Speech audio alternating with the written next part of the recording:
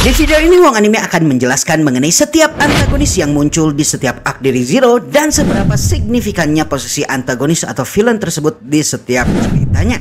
Mengingat Wong Anime akan menjelaskan setiap arc dari arc pertama hingga arc ke-9, maka ini berarti video ini mengandung spoiler berat, sehingga harap tanggapi video ini dengan bijak. Karenanya, mari kita mulai saja. Arc 1 adalah arc di mana Subaru pertama kali menjejakkan kakinya di Isekai, dan lebih tepat lagi di kerajaan Naga Lugunika. Di arc ini adalah pertama kalinya Subaru mengeksplor pilihan apa yang akan dirinya lakukan setelah dirinya untuk pertama kalinya menggunakan Return by Death dan mengetahui kemampuannya untuk bisa hidup kembali setelah terbunuh. Dan ketika Natsuki Subaru pada akhirnya menjatuhkan pilihannya mengenai apa yang akan dirinya lakukan ketika dirinya berada di dunia fantasi ini, maka dirinya akhirnya memutuskan untuk menyelamatkan Emilia. Dan ketika pilihan ini sudah dijatuhkan, maka villain utama dari arc ini pun akhirnya ditetapkan pula. Di arc ini seperti yang kita ketahui, Subaru pada dasarnya hanya terbunuh oleh dua orang. Orang pertama adalah Elsa Grandhair, dan yang kedua tentu saja adalah Trioton Kancin. Trioton Kancin pada dasarnya cuma perampok di gang kecil, namun gara-gara mereka Subaru babak belur dan terbunuh. Jadi ya mereka lumayan bikin jengkel juga pas awal-awal arc. Namun mereka ini cuma kroco. Antagonis dan villain sesungguhnya di arc ini siapa lagi kalau bukan Elsa Grandhair. Elsa ini adalah pembunuh bayaran yang ketika pertama kali kita bertemu tentunya kita nggak bakalan tahu kalau dia sebenarnya adalah assassin. Elsa ini ternyata dibayar oleh Roswaal untuk menghabisi Emilia ataupun siapapun yang mencoba mengambil kembali emblem yang berhasil Valk curi dari Emilia. Seperti yang kita ketahui, ketika Subaru menghadapi Elsa dirinya hampir tak berkutik. Terutama karena pertama, Elsa secara kapabilitas fisik jauh di atas Subaru yang kita tahu hanyalah manusia biasa dengan kecepatan dan kekuatan super yang Elsa miliki. Dan yang kedua, karena Elsa ini pada dasarnya hampir abadi. Inilah sebabnya Subaru kemudian menggunakan jasa Reinhardt untuk menghabisi Elsa. Dan bahkan setelah Reinhardt menggunakan serangan yang sangat kuat sekalipun, hingga rumah di mana mereka bertarung meledak, Elsa pada dasarnya tidak mati dan berhasil melarikan diri. Berhasil bertahan hidupnya Elsa ini kemudian akan menjadi salah satu titik penting di arc selanjutnya. Arc 2. Nah di arc ini Subaru akhirnya kemudian memasuki kediaman Mathers yang diketahui merupakan pendukung Emilia sebagai salah satu kandidat ratu baru kerajaan Lugunika. Dengan Subaru dianggap sebagai penyelamat nyawa Emilia, maka dirinya dianggap sebagai tamu istimewa dan spesial. Dan Subaru pun kemudian hidup bahagia selamanya menjadi tamu di kediaman Roswaal. Tapi nggak segampang ini juga Subaru tinggal di kediaman ini. Dan Subaru pada dasarnya banyak terbunuh juga di kediaman ini. Terlepas kalau Subaru diketahui sebagai penyelamat nyawa Emilia, Roswaal pada dasarnya mencurigai Subaru sebagai mata-mata. Entah itu mata-mata kandidat ratu lainnya ataupun mata-mata dari sekte penyihir yang memang mengincar Emilia, yang kita ketahui sebagai half elf berambut perak dan memiliki kemiripan fisik dengan penyihir kecemburuan Satella, sehingga Emilia tentunya akan dijadikan semacam tumbal ritual. Akibat posisi Subaru yang mencurigakan ini di kediaman Roswaal, maka baik itu Rem dan Ram sangat berhati-hati kepada Subaru, dan inilah sebabnya baik itu Rem dan Ram adalah salah satu dari antagonis utama di arc ini. Subaru kurang lebih mati beberapa kali oleh Rem dan Ram, dan Rem adalah yang terbanyak menghabisinya di arc ini.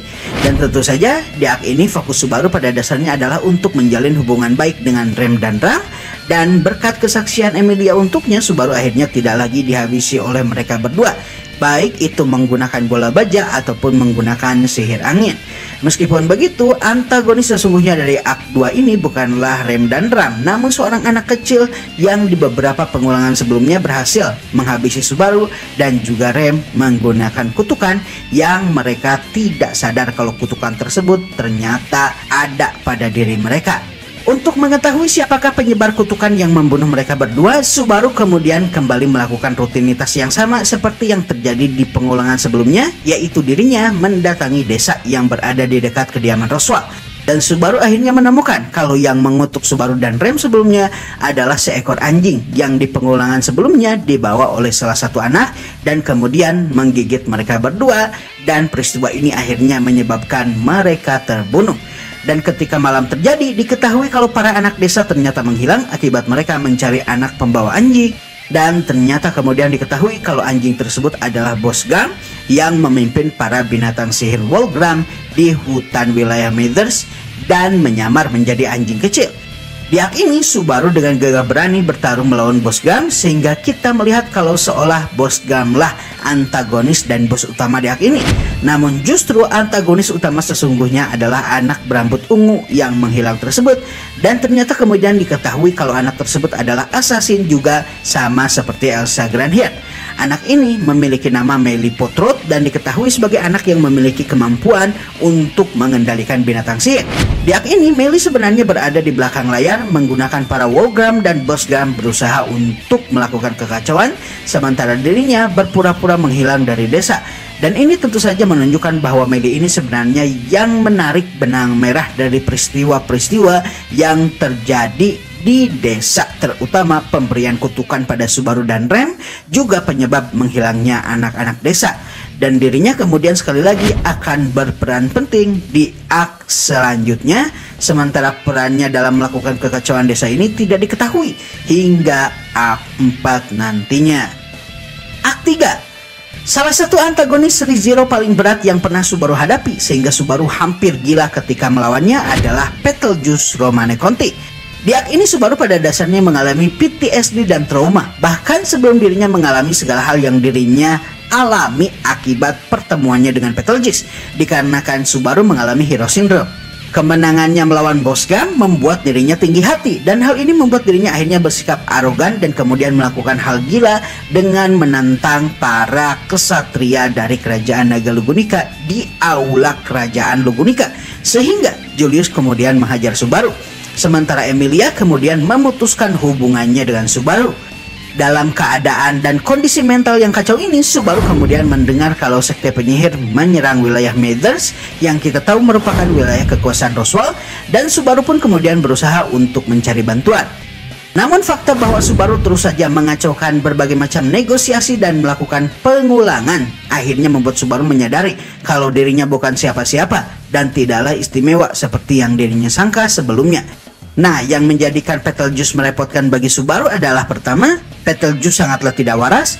Dirinya dikenal sebagai uskup agung dosa kebalasan, namun dirinya sangat gigih.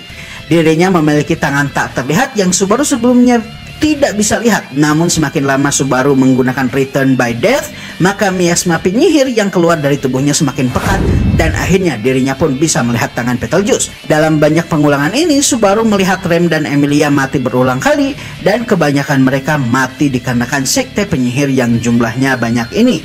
Setelah Subaru menyadari kesalahannya dan mengatasi trauma dan depresi yang dirinya alami, juga berkat sokongan dari Rem, Subaru kemudian bersikap berbeda dan tidak lagi memiliki Hero Syndrome. Dirinya kemudian mengobservasi dan menganalisis berbagai macam masalah yang terjadi saat dirinya berada di kediaman Karsten, menggunakan hasil analisisnya untuk membantu mereka mengalahkan Paus Putih yang merupakan antagonis kedua di arc ini.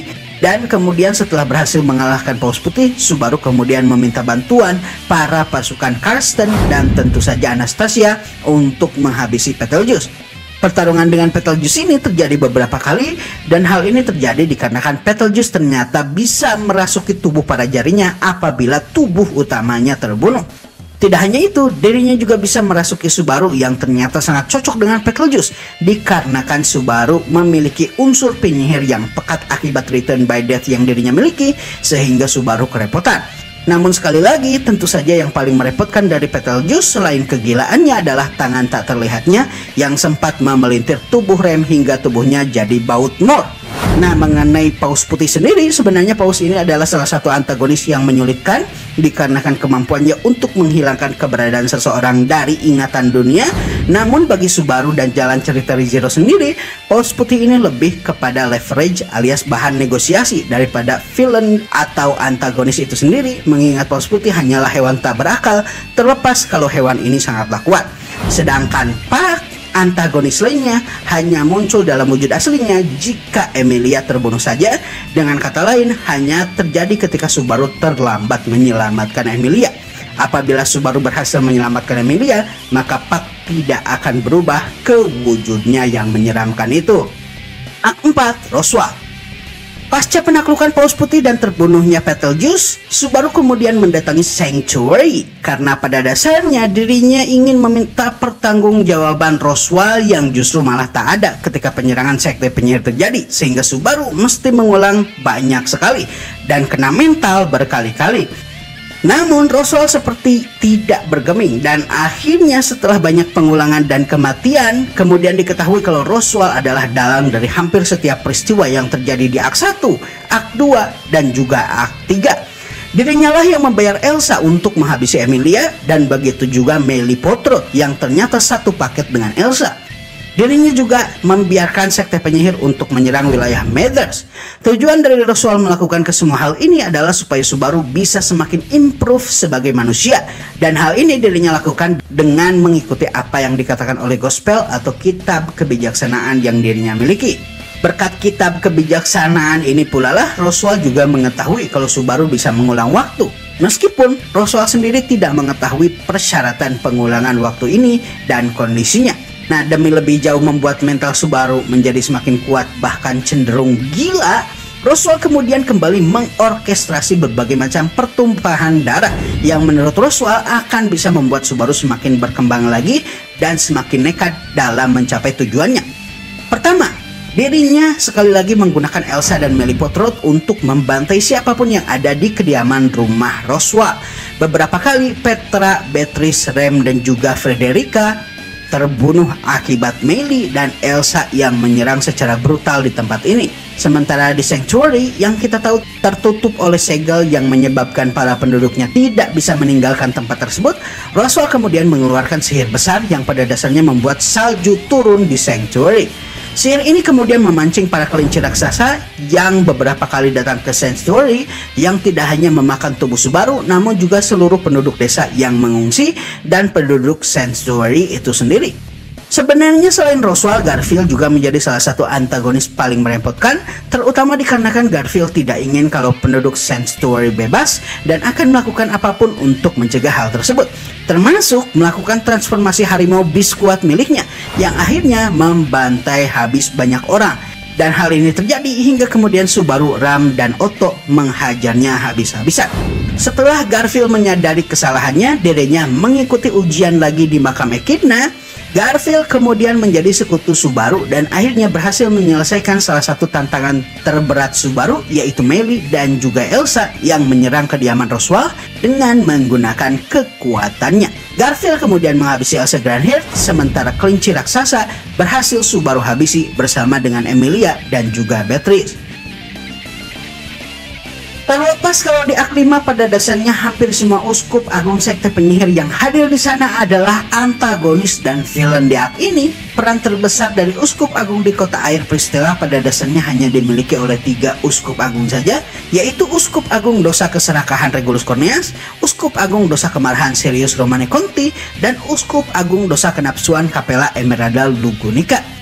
Sementara baik itu Roy Alpha dan Lai Baten Kaitos yang keduanya merupakan uskup agung dosa kerakusan, terlepas kalau mereka memiliki peran yang sangat penting, peran mereka sendiri lumayan terlupakan dikarenakan kemampuan mereka yang pada dasarnya memang membuat posisi mereka di pertempuran tidak diketahui siapapun. Meskipun begitu, peran mereka dalam menghapus keberadaan Joshua dan menghapus ingatan kakaknya Julius akan berperan besar di aftermath pasca Akt 5. Sementara itu, khusus untuk Capella Emeralda Lugunica, perannya sangat vital dalam penyerbuan sekte penyihir sebagai salah satu uskup agung, dikarenakan dirinya lah yang memiliki peran paling besar dalam menyusupkan rasa takut ke dalam hati para penduduk kota air Pristella. Sementara di sisi lain, Sirius kemudian akan mengamplifikasi perasaan takut, rasa panik, dan depresi ini menggunakan kuasa dosanya, dan kemudian dirinya akan mengakhiri seluruh penduduk Pristella dengan membiarkan orang lain menghabisinya. Hal ini akan menjadi pembantaian besar tentu saja jika saja Priscilla dan juga Lilia sang penyanyi jalanan tak ada.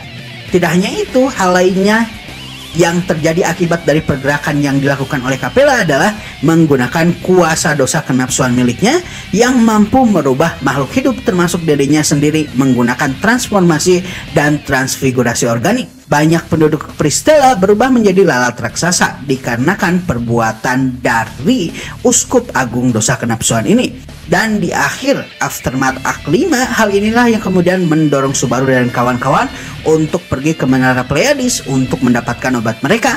Sementara di sisi lain, terlepas kalau Regulus hampir tidak melakukan apa-apa terkecuali menculik Emilia, Regulus tentu saja adalah uskup agung yang menjadi antagonis utama di Akt 5. Kenapa?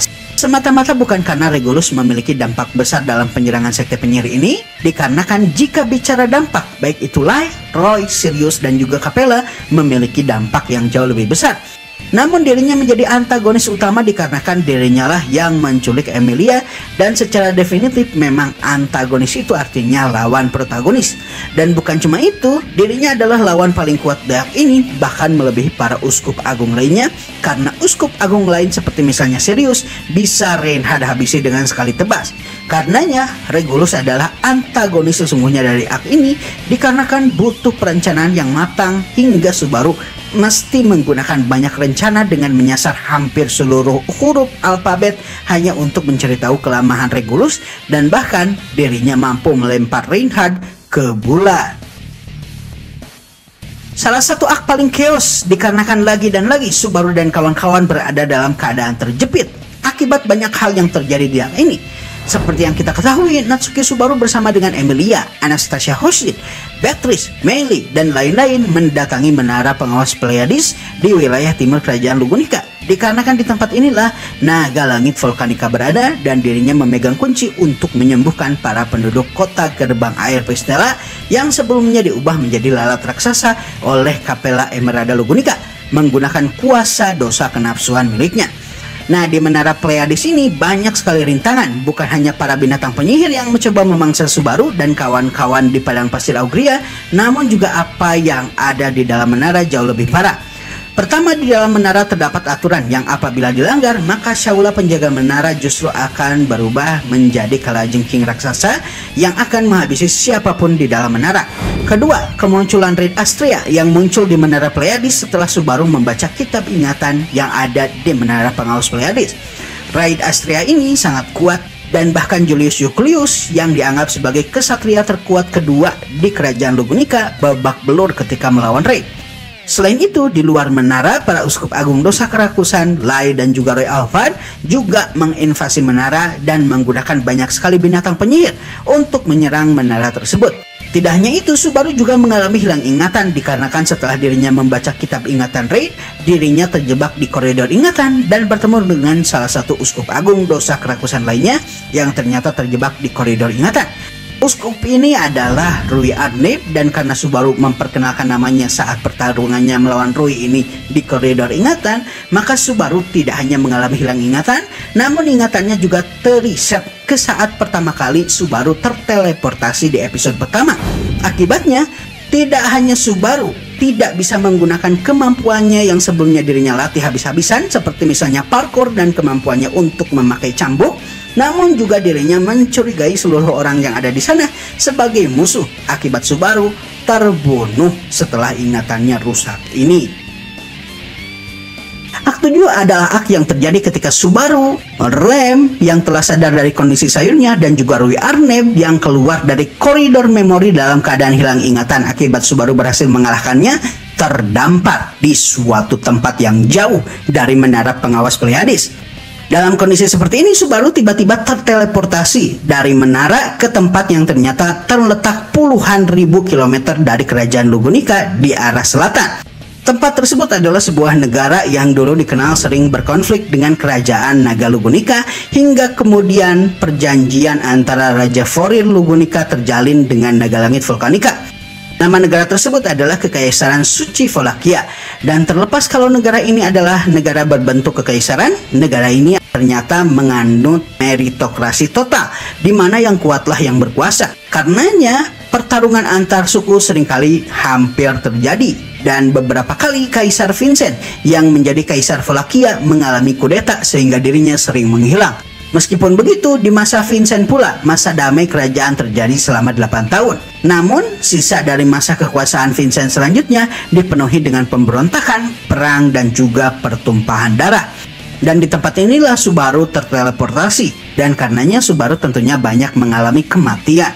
Di ak ini pada dasarnya antagonis utama dari ak ini adalah Sphinx, dan banyak antagonis lainnya yang menyusahkan seperti misalnya Arakia, salah satu jenderal langit Wallachia, Baleroy Tameglyph, Cisa Gold, jenderal langit lainnya yaitu Ulbart dan Kalken, seorang shinobi, salah satu jenderal langit juga yang berhasil membuat Subaru mati ratusan kali dalam rentang 2 detik saja. Namun meskipun begitu, menurut Wang Anime, antagonis yang paling berkesan di arc ini tentu saja adalah Todd Feng. Todd pada dasarnya memiliki kepribadian yang sangat paranoid, sehingga ketika dirinya bertemu dengan Subaru pasca pengulangan dirinya yang Subaru lakukan akibat kematiannya, Todd kemudian memburu Subaru dikarenakan pengetahuan-pengetahuan tak wajar yang dimiliki oleh Subaru. Sikap paranoianya ini membuat Subaru dibunuh berkali-kali, dan yang menjadi masalah adalah Todd ini sangat gigih. Sekalinya dirinya mencurigai Subaru, maka Todd akan mengejar Subaru hingga bahkan ke ujung langit sekalipun. Inilah sebabnya menurut Wang Anime, antagonis sesungguhnya di arc 7 ini tentu saja adalah Todd Feng. Karena meskipun jika dibandingkan dengan antagonis lainnya di arc ini dirinya lemah, namun kegigihannya jauh lebih berbahaya daripada antagonis lainnya, sehingga Subaru mesti memutar otaknya untuk mengatasi Todd ini. Selanjutnya di arc 8, akhir dari arc Kekaisaran Wallachia, di mana Subaru akhirnya terjebak di dalam perang besar, di mana legenda Kekaisaran Wallachia dibangkitkan satu persatu oleh Sphinx yang kita tahu memiliki kemampuan untuk menghidupkan orang-orang yang telah mati, termasuk diantaranya banyak legenda, tokoh politik, orang biasa, dan lain-lain. Salah satu yang Sphinx bangkitkan adalah Sang Kaisar Dori Yogard Wallachia yang kemudian menjadi karakter sampingan yang membantu Subaru. Sphinx juga kemudian menghidupkan karakter lainnya seperti Lamia Godwin dan juga Valeroy Tomeglyph. Dan perang besar antara Kekaisaran Suci Wallachia melawan para tentara zombie yang Sphinx bangkitkan pun terjadi di arc ini pula. Dan arc ini memberikan kepada kita salah satu arc dengan konklusi terbaik dari Zero. Dengan kematian dari Priscilla Bariel di arc ini yang diketahui ternyata tidak bisa dihidupkan kembali oleh Subaru dikarenakan kondisi rumit yang membuat Return by Death-nya tidak berkutik dengan kematian Priscilla.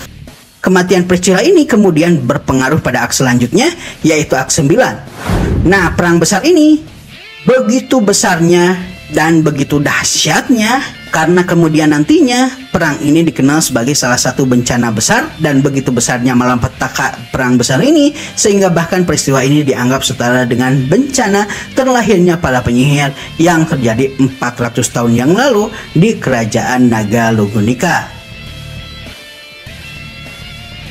Antagonis dari arc selanjutnya alias arc 9 yang masih ongoing ini adalah arc di mana Subaru dan juga para anggota faksi Emilia kembali ke Menara Pengawas Pleiades. Di arc ini akhirnya faksi dari Veld bergerak, dan ini berarti Reinhardt pada akhirnya juga ikut ke Menara Pengawas Pleiades bersama dengan para anggota faksi lainnya yang sebelumnya tak pernah muncul di arc 1 hingga arc 8. Aldebaran tentu saja menjadi antagonis utama, dan hal ini terjadi dikarenakan dirinya ingin supaya Subaru bisa menggunakan Return by Death untuk membangkitkan kembali Priscilla yang terbunuh di perang besar di Wallachia.